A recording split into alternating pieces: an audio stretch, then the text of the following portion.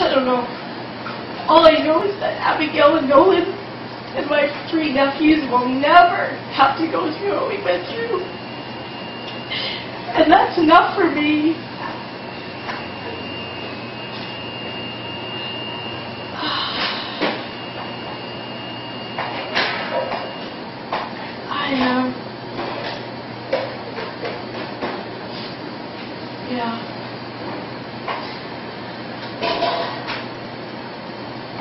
Yeah, people just, I don't know.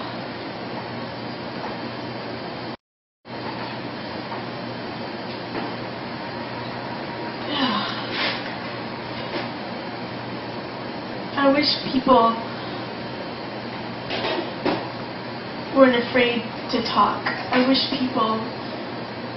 there was no such thing as skeletons and freaking mats.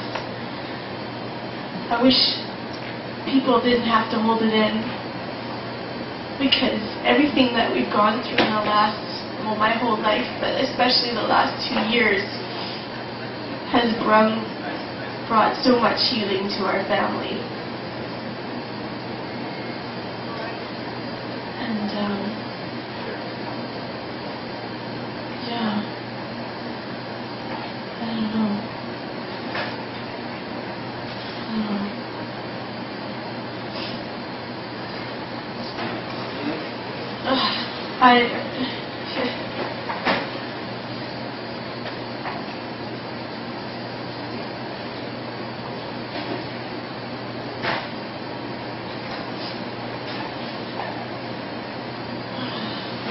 Sorry, I'm kind of stuck.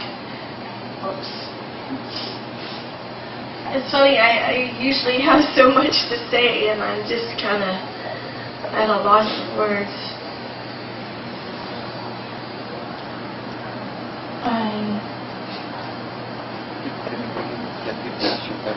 Yeah, I guess I'll just open it up for questions.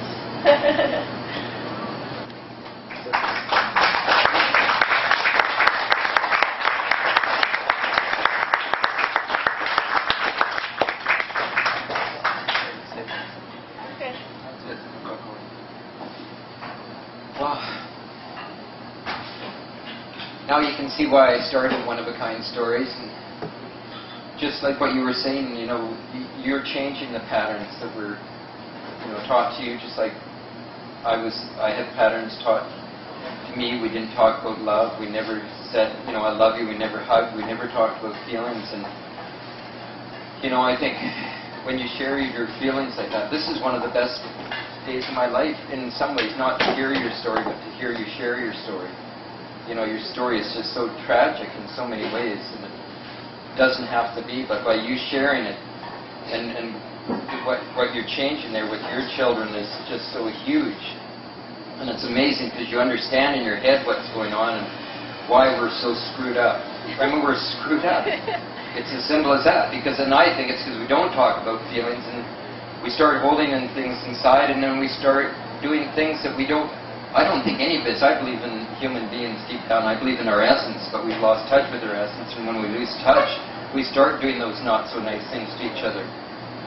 You know, and you can forgive the person's essence, but not their actions, and that's why tomorrow is such a big day for you, really, to stand up for yourself and just leave it to your mom. I just had to forgive my mom and dad. I wasn't abused. I don't have near the story you have, but I just knew that they'd been taught what they'd been taught for many more years than I had, so it was my responsibility to change that pattern and just love them for who they are, and they did the best they knew how.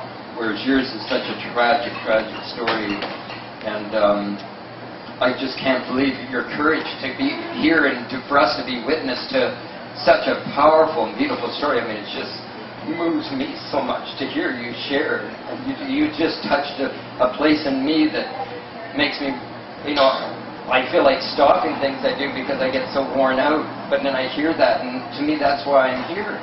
You know, to hear what you have to share. To think that I walk by someone like you in the street without saying hi to each other, that we're so afraid to say hi to each other in the street, and here's this beautiful soul walking down there with such a story that we're so afraid.